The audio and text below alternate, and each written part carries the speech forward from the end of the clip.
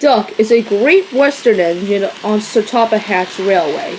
He pulls both freight cars and coaches. Until one day, Duck arrived at the station. "You just know where to stop," says driver. "You could almost manage it without me." Duck was a little confused. He didn't realize that his driver was joking.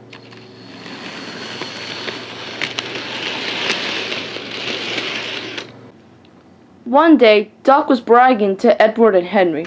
"Driver says I don't need him anymore." "Rubbish, Duck," scowled Edward.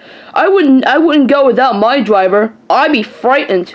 "Yes, without my driver, I wouldn't have my special car right now." "Oh, puh, silly stick in the mud, guys. I am not scared of anything. I go in the dark either ways, the Great Western Way or the wrong way." "Just go to sleep, Duck." Next day, the cleaner of Duck soon came in to get his fire all started up.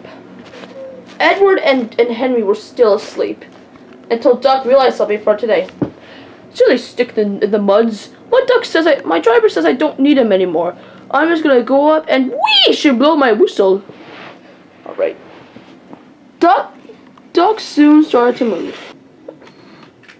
But the real reason Duck was moving because a careless fiddler fiddled with his controls. He kept rolling on until he was out at the shunting yards. Duck even tried to wish, but it was no use. He just kept rolling along. He didn't dare look to what was coming next. There was the station manager's house. The station master was about to have breakfast. "Careless!" cried Duck and shut his eyes.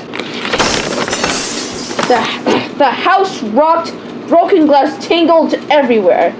Plaster was in all directions. Duck collected a bush that was in front of his face.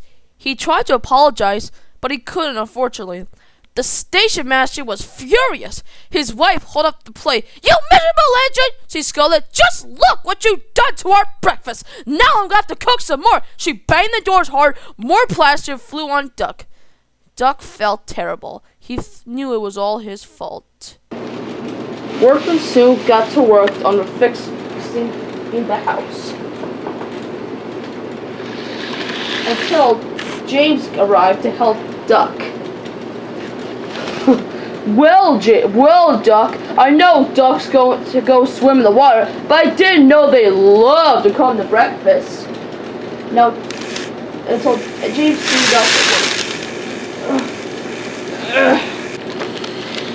A frame, a pot of glass laying on Duck's front, which was badly bent.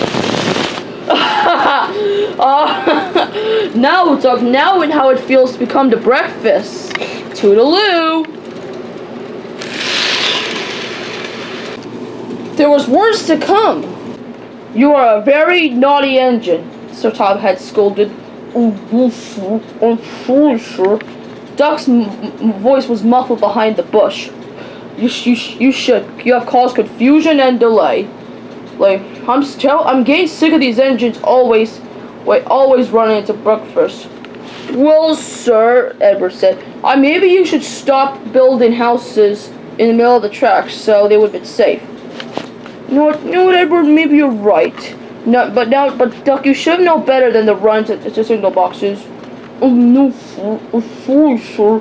The driver told me I didn't need him anymore."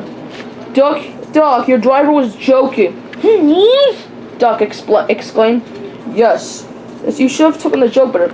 "What was he supposed to do? He didn't tell me." "Well, Duck, if you want to know if they're joking, then ask."